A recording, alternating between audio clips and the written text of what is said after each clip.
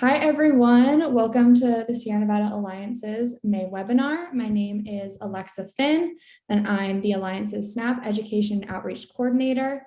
I'm so happy that you could all make it here this afternoon, and I'm going to pass it to Taylor to introduce Brandon.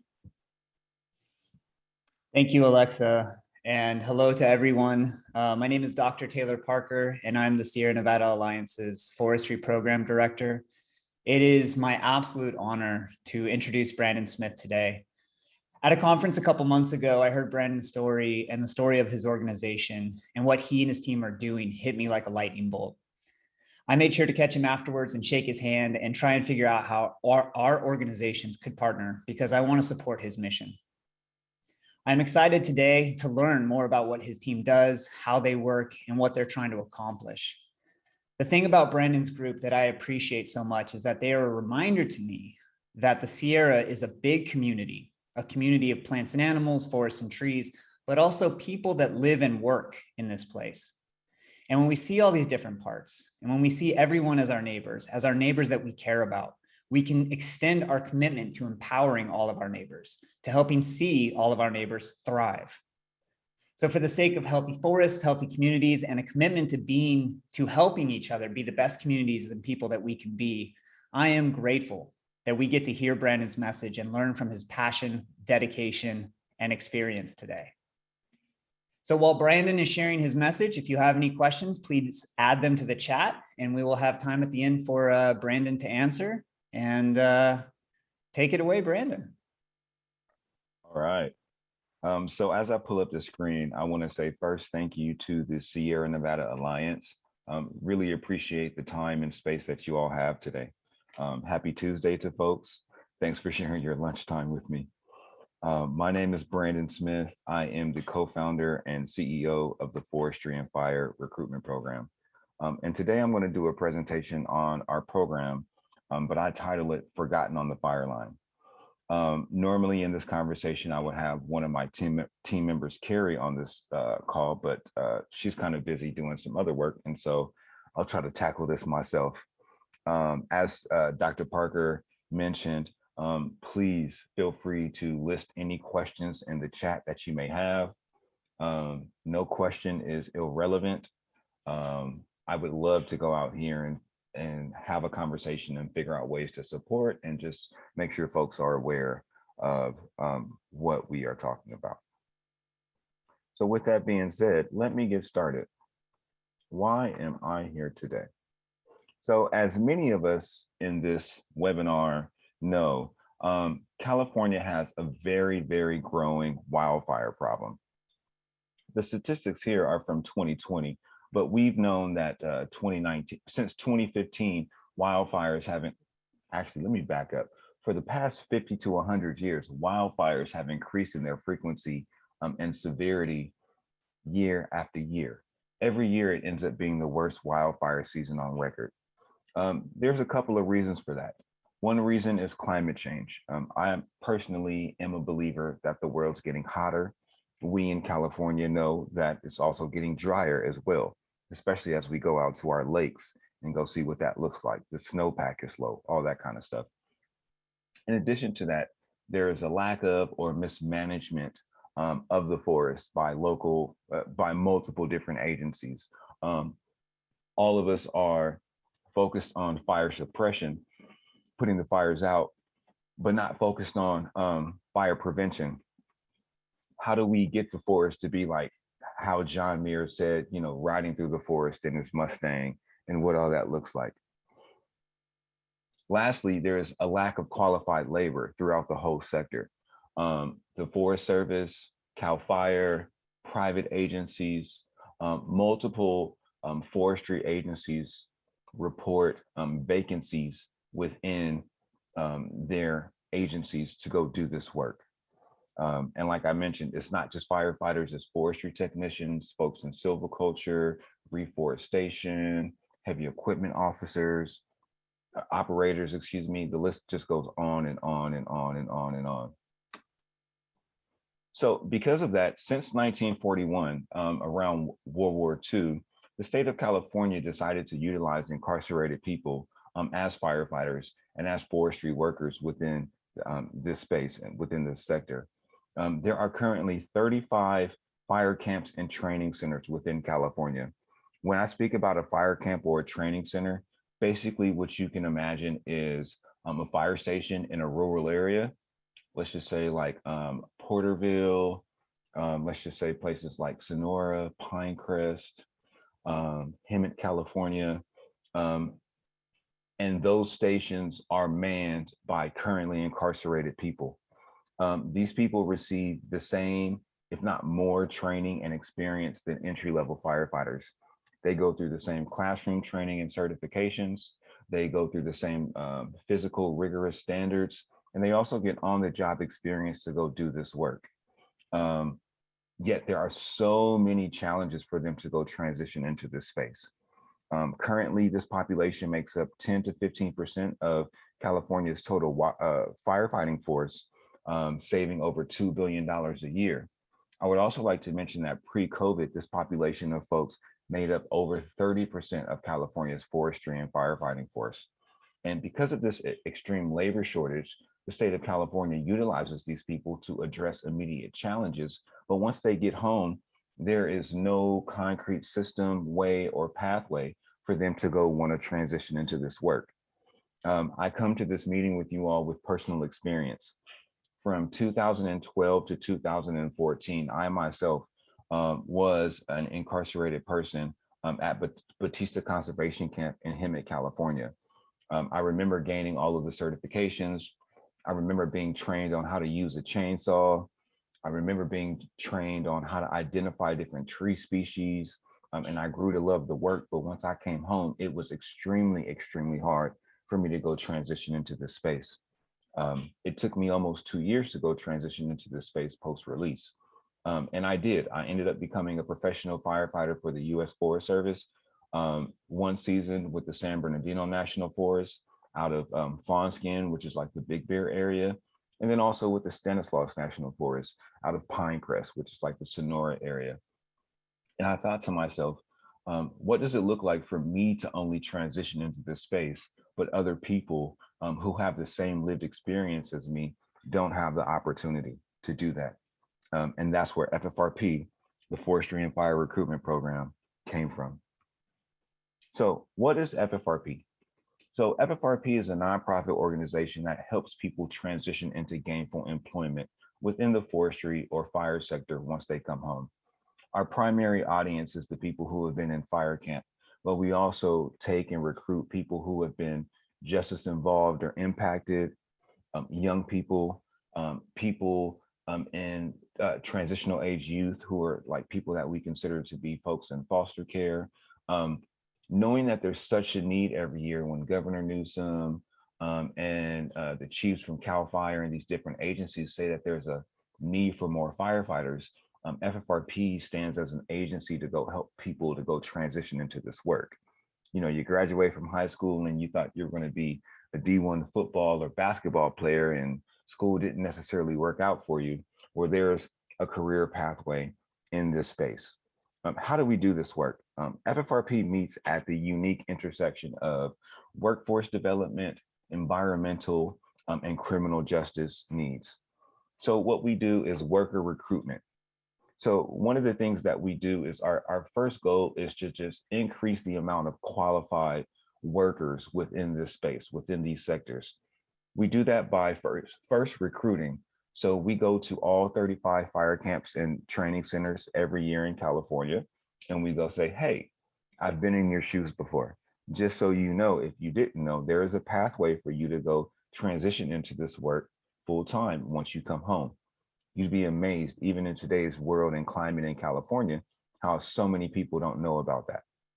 Secondly, what we do is we operate a workers hub. So while folks are incarcerated or while folks are transitioning, we get basic information about, do they have their GEDs?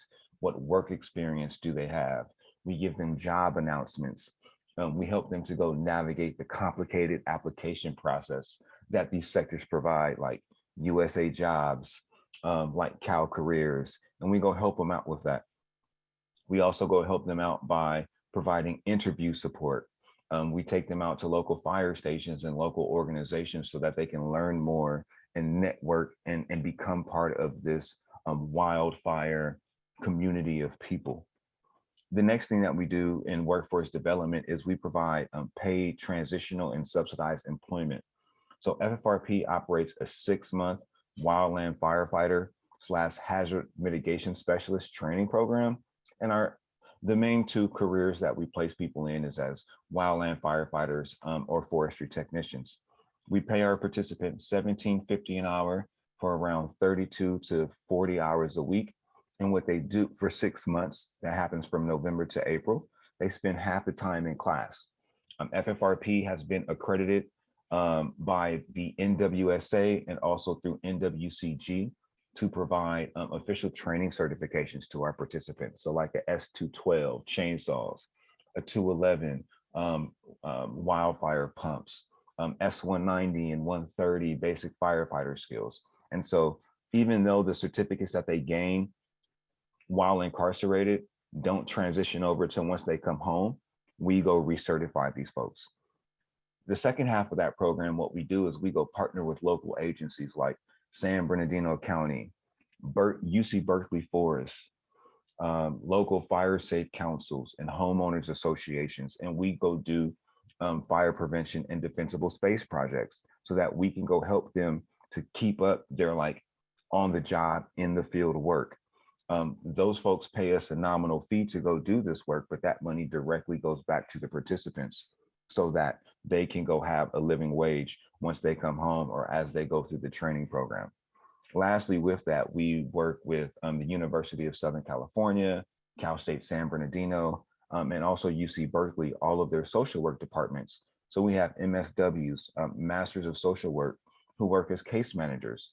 We help them out with getting housing, transportation, driver's license, because most of this work happens in rural areas. We help them out with conflict resolution, legal support. So Governor Newsom last year passed a bill called AB 2147 that helps the fire camp population receive expungements. Within the last year, we've helped over 17 people receive expungements in that place. And our whole goal is to prepare a workforce of people, not just to get a job, but to get a career that's a family winning wage that can transform their lives and their communities' lives. In the environmental space, while we're building this workforce development effort, our goal also is to provide immediate fire prevention support. And so I mentioned this, but we do post-fire mitigation cleanup, forest thinning, defensible space work.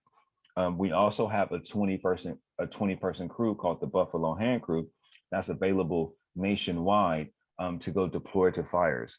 As we speak right now, our 20-person crew is finalizing a dispatch out to New Mexico to help them out with the folks in New Mexico in their currently exacerbated wildfire season.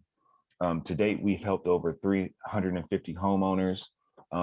As mentioned, we have contracts with fire safe councils, the government, private agencies, and we've helped over 140 people transition into this work professionally.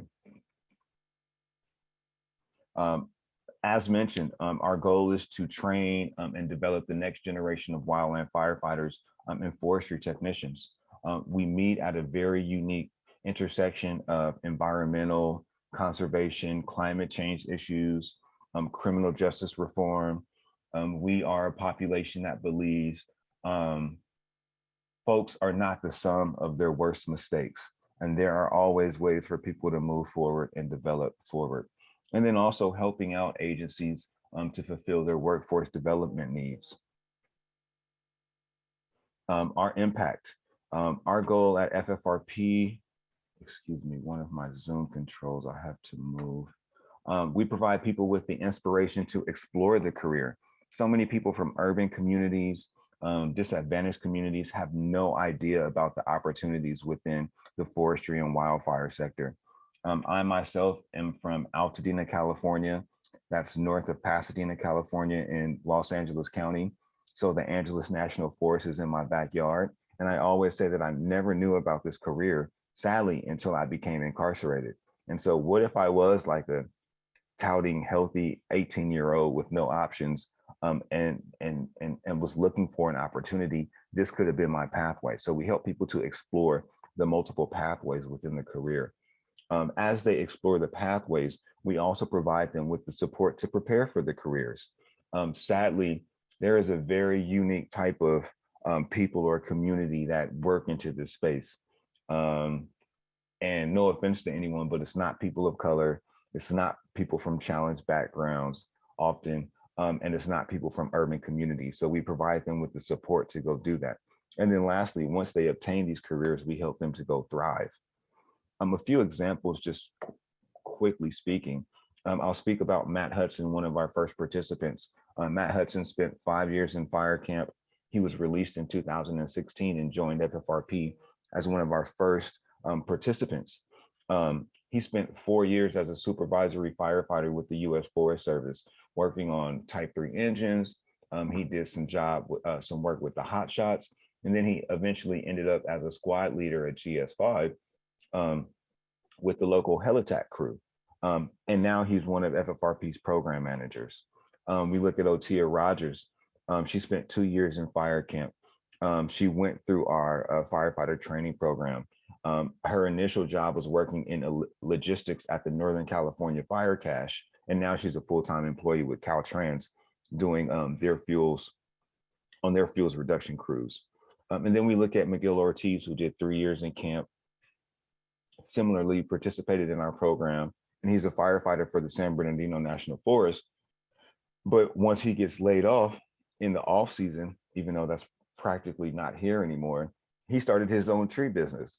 So we helped him to start his own tree business and defensible space business. And so he contracts out with individual homeowners. And as mentioned, over 140 people have similar pathways. We've helped get people careers with the Forest Service, Cal Fire, the Park Service, Caltrans, BLM, the Triple C's, Conservation Corps, county fire agencies, private agencies, PGE, SCE, you name it. And because there's such a need, we've been able to help people go transition into these jobs and really, really, really go thrive. And our goal is to go help more people go do that.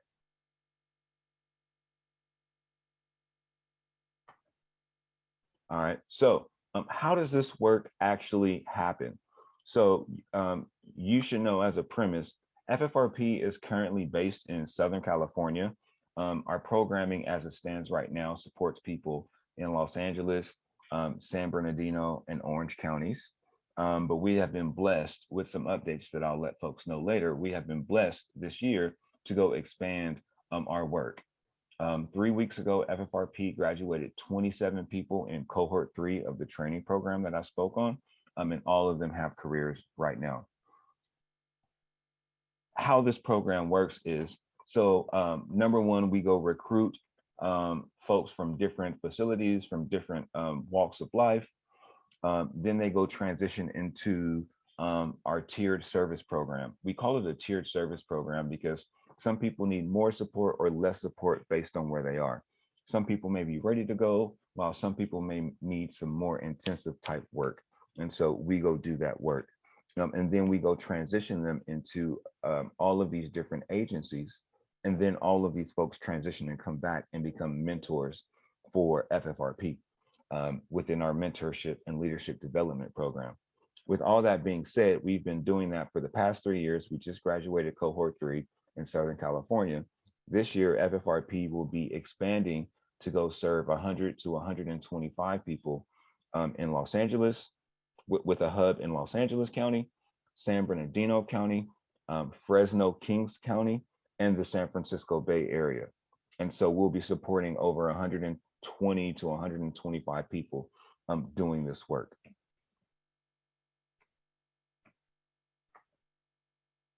How our typical career training program works is, so currently we're in our recruitment process right now. So from now into July, we're recruiting those 120 people. That's from all of our various outreach efforts. If you all know of anyone who's interested in participating in the program, I will share my contact. We will share my contact information and we will get in contact with them. From August 5th to October 28th, Every Friday, they meet with us for a full day. One day may be a PT day where let's go run and hike so that you're still used to this work. Or if you have no experience, get used to this work. One day may be a chainsaw day. How do you plan to go work in forestry if you're uncomfortable being around a chainsaw, right? We've seen that before. What does that look like? Um, one day may be working out with our case managers, but every Friday from August 5th to October 28th, folks receive $136 for meeting with us every Friday. Then from October 31st, what I like to call from November 1st to April, folks work with us Monday through Thursday. They receive $17.50 an hour. That equates somewhere between $500 and $550 a week. That's spending half of the day, half of the week in class, recertifying or obtaining certifications. And that's spending the other half of the week helping out local homeowners or land stewards to go do immediate fire prevention work. Keep in mind, during this time, we are in the process of helping folks out with the hiring process. If folks aren't familiar, the majority of hiring for folks within the wildfire and forestry sector happens in the fall to go bring them on in the spring of next year. So we'll go through that process with all of them graduating in April of next year, so that from May, once fire season kicks off, they will go be working with their employer.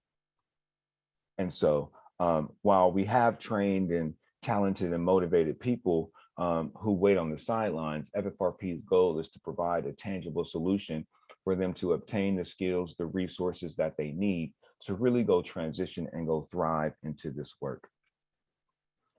So, you know, why am I here today? Number one is just to share the work that we do with FFRP. We would love to have offline conversations with all of you all here and all of the organizations that you represent. But immediately speaking, there are a couple of ways that, you know, folks can partner together or like people can go support in this work. Number one is just to have participant referrals. So speaking specifically on our 6-month training program, if you know anyone who is in need of a training opportunity in any one of the sites that we mentioned, Los Angeles, San Bernardino, Fresno, Kings County, the San Francisco Bay Area, we would love to go support them. Just so folks know, it's not a requirement for you to go be formally from fire camp. Excuse me.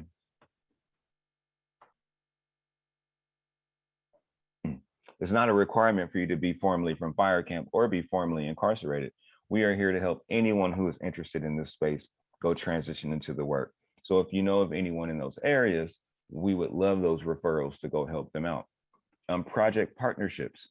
And so many of you all in speaking with Dr. Parker and the folks from the Sierra Nevada Alliance, many of the partners here have organizations that have specific partnerships that they're looking for or projects.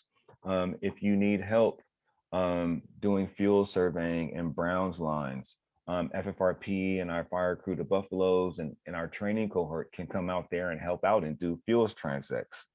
If you need folks to come out and do tree thinning on very specific trees, I want you all to come thin all the lodgepole under 3,000 feet. I don't even think lodgepole grows under 3,000 feet. But anyway, that's just an example. We can go help out with that. We currently have a partnership with Berkeley Forest, where we are helping them out with their Russell Research Station, where we are helping to thin trees, remove dead and down fuel, also create some ingress and egress, some trails so that Russell Wilson Station can transition into the real research station that it's trying to be. And so we would love project partnerships. One of the things I'm going to be talking to with the Alliance also is some of our participants move forward and end up getting associate's degrees in fire tech. We had a conversation recently with the folks from Cal State San Marcos, who is going to help our folks get bachelor's degrees in science around wildfire science and leadership. And so, you know, if you're looking for interns or staff members to go support, we can go support in that aspect. We would love partnerships around expertise around forestry and fire careers, and then also training. And so what I mean by that is when FFRP first started, our main goal was to help people become wildland firefighters. And then as we continue to grow, we realized that just creating more wildland firefighters is not the end all be all solution to California's problems or the problems that we have in the Western United States. There are so many different careers and trainings that people need. And so looking for more expertise. Also, if you all have trainings that are available to our participants, we would love that. Like, for example, we just partnered with someone from the University of Michigan who is helping us to provide GIS and map reading classes. And so, how can folks, use ArcGIS, or how can folks use PDF maps? How do folks read topo maps? How do folks plot, read perimeters, acres treated, all that kind of stuff, tree identification, plant identification. We would love those types of expertise to go help people. And then in addition, I know many of us are in organizations that sometimes have a problem with upward mobility in all of the spaces and locations that we talked about. FFRP is hiring for program coordinators, crew leaders, whether it be full-time or part-time opportunities. Also for folks, if folks are interested in volunteering and just coming out and supporting us, we would love to go work with you all with that. Our whole goal is just to provide, when Governor Newsom, when all of these chiefs from all of these agencies, when all of us come together and say that we have a real shortage of wildfires and we want to create an innovative solution to attack these challenges, FFRP is here and has been here at the forefront to raise our hand and say, hey, we have a population of people that can benefit from this opportunity while also serving and benefiting the state of California and this industry. If you look at this picture right here, this is one of our recent projects earlier this year at Grouse Ridge, which is about, I think, an hour or two north of Sacramento, where we took our participants from Los Angeles and they got an opportunity to go help thin the forest and go work with the saws. And so you see most of them in their shops and all of that kind of stuff. And so, yeah, FFRP is here. With that being said, I just want to say thank you. Carrie is not here in this meeting. This is Carrie's information. I will share in the chat, and then after this meeting, we will share out all of our information. But I just want to say thank you for being here. Thank you for listening to the information.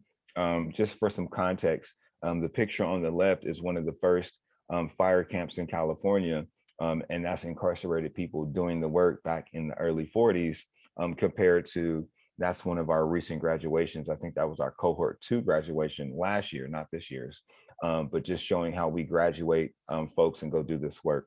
Lastly, what I'll say is the work that we do inherently increases the diversity and representation within the sector of people within California. So we are specific, like we don't discriminate and we love everybody, but like one of the biggest things I want to go do right now is help to go get more women within the sector, get people of color, get people from urban communities within the sector. And however we can go do that, I would love to go partner with you all. FFRP does not do this work in a silo. We don't do this work alone. This work consistently happens as we continue to partner together and move forward. So I just want to say thank you to the folks from the Sierra Nevada Alliance. Thank you, Dr. Parker.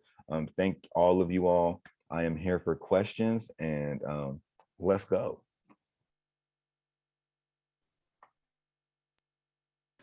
Brandon, you're amazing. I mean, that was incredible. I absolutely love what you shared, and I'm so grateful for the work that you do and so enthused for your continued success. You have such an incredible message, and as you've shared, you followed it up in such a powerful and creative way. Thank you. It was just a very moving message. I am excited to see you grow, and I'm also really excited to see our own partnership continue. Really see how we can make that work. So, Alexa, I see some familiar faces and some really great questions in the chat. Can we start up the Q&A? Yeah, thank you, Taylor. But first, Brandon, thank you so much for your insightful presentation. Before we hop into those questions, we would like to invite you all to contribute to the Sierra Nevada Alliance to keep these monthly webinars free and accessible to all. I have just put in the chat all the information that you need. Please visit our website at sierranevadaalliance.org/donate or text WILD SNA to 530-456-4967 to help protect the Sierra for now and future generations. Again, both of those are in the chat.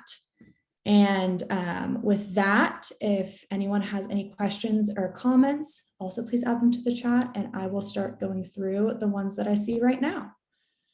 So first off, Brandon, there's a couple of great comments. So like, these are incredible stories. Your work is so important.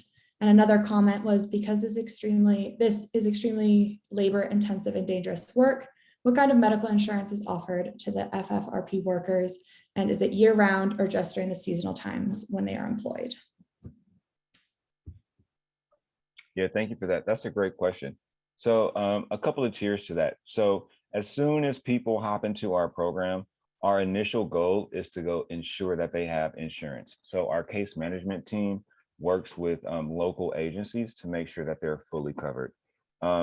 The reality of the population that we deal with is the majority of folks that come to us when we meet them are eligible in some way or fashion for government benefits. And so we make sure that they go take advantage of that first and foremost. Secondly, once folks transition deeper into our programming, FFRP offers full term, year round health insurance for folks, comparable to California's or Cal Fire's insurance policy. So I believe they pay around like 20 to 30% out of their checks for that. It's mandated for all of our participants to go have insurance.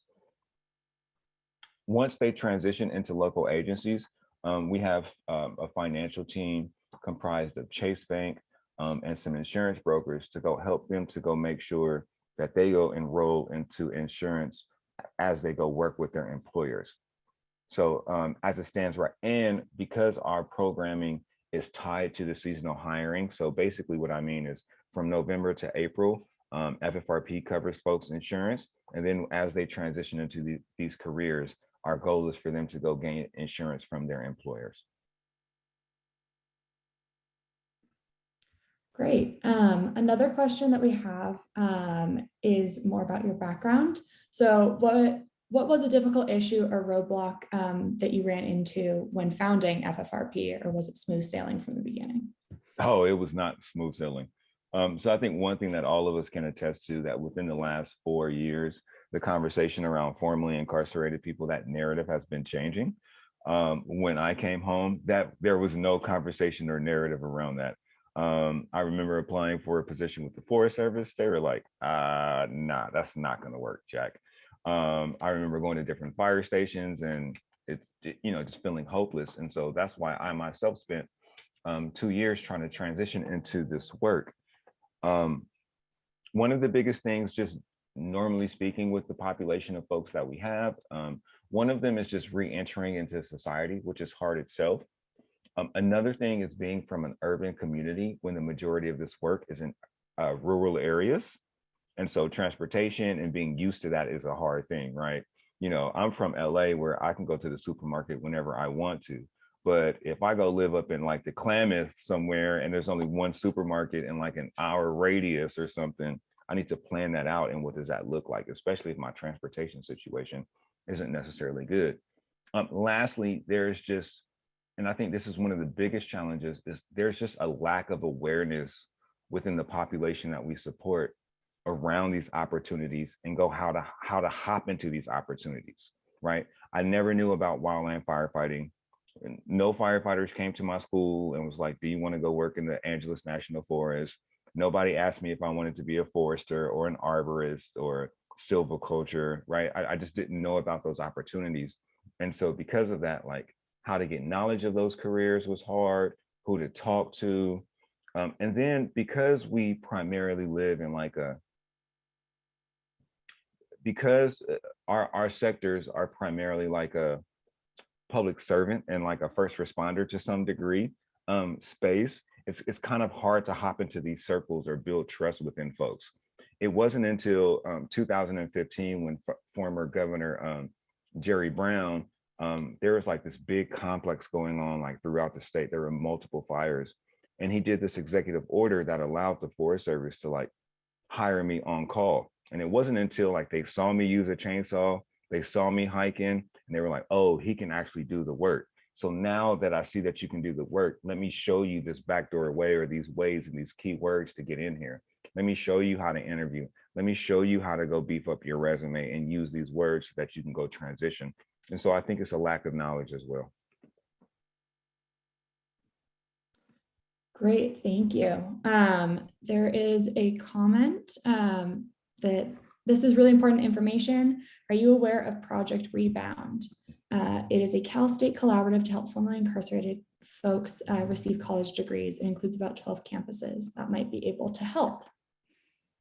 Yes, thank you for that. So we have recently had a conversation with Project Rebound. We've also had a conversation with a group called Underground Scholars at UC Berkeley.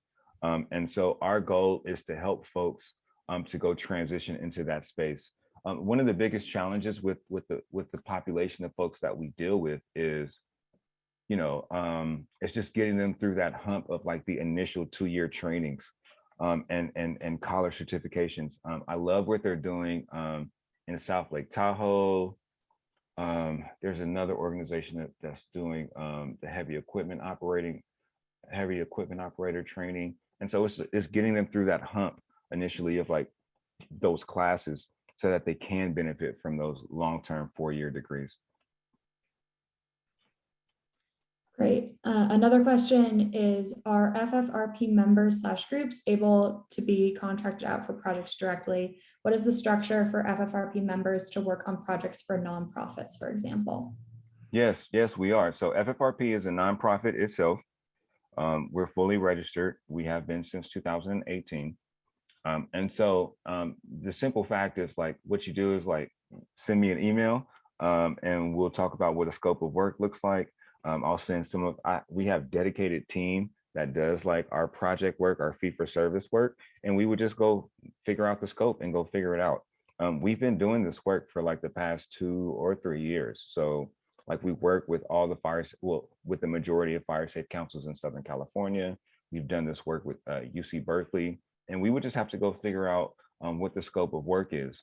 I will say, depending on the location of the project, if you're talking about like a one-off thing, like we come up there for a month or a couple of weeks to go do projects, that's more feasible than talking about like, hey, let's go do this work over a year. If you're not in our immediate service area, and those service areas are LA, San Bernardino, Fresno, and the San Francisco Bay Area.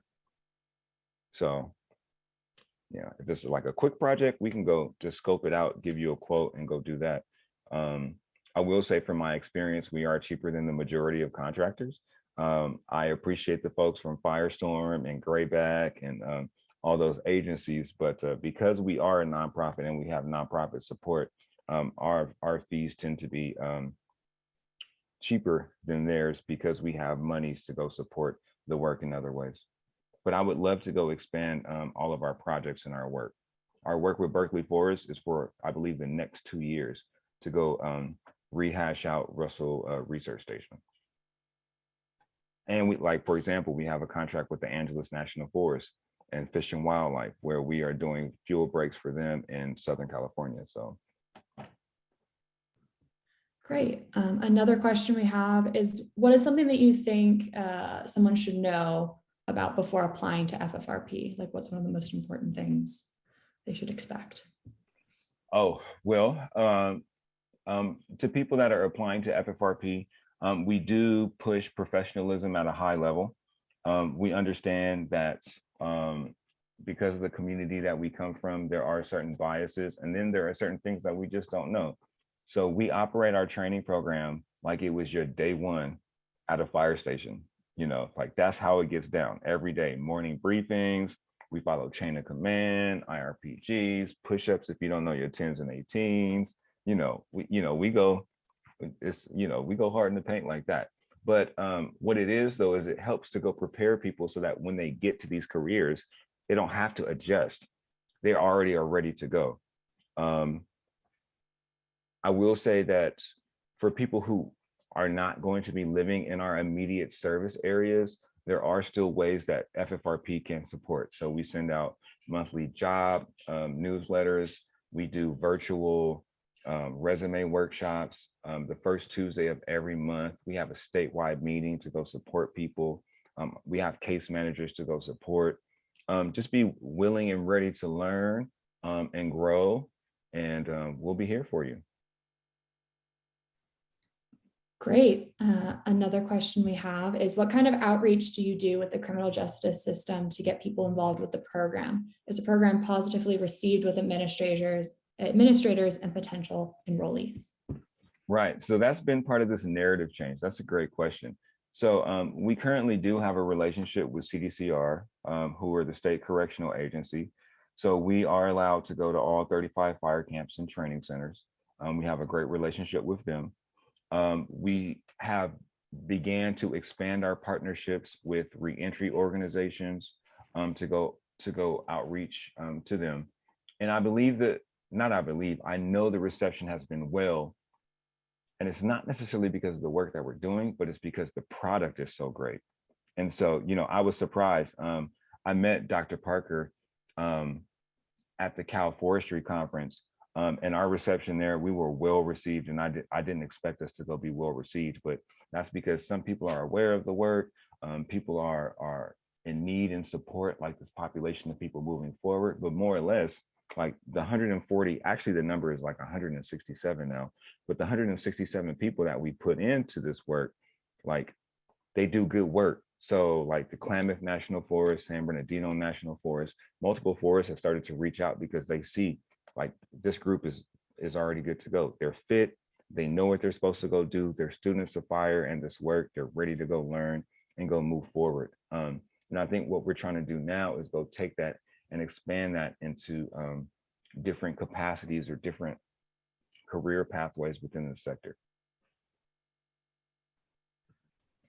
Great. And then one final question that I see is, along with your organization's story, you have an amazing personal story with what you've accomplished. With your work and your group, what accomplishments are you most proud of and most excited to continue and grow?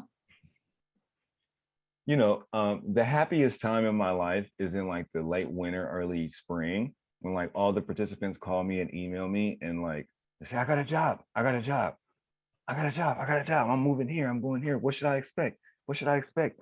What do I need to go buy?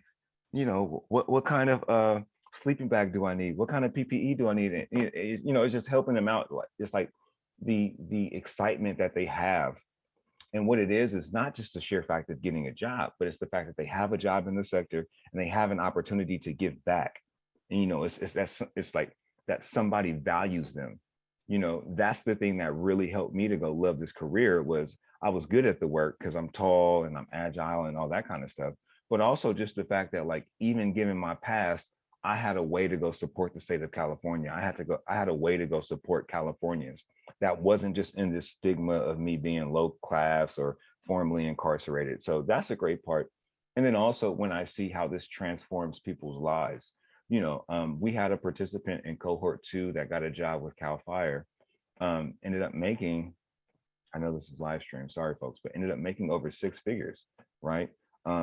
Got reunited with their children, paid off their debt, like this living together as a family and moving forward.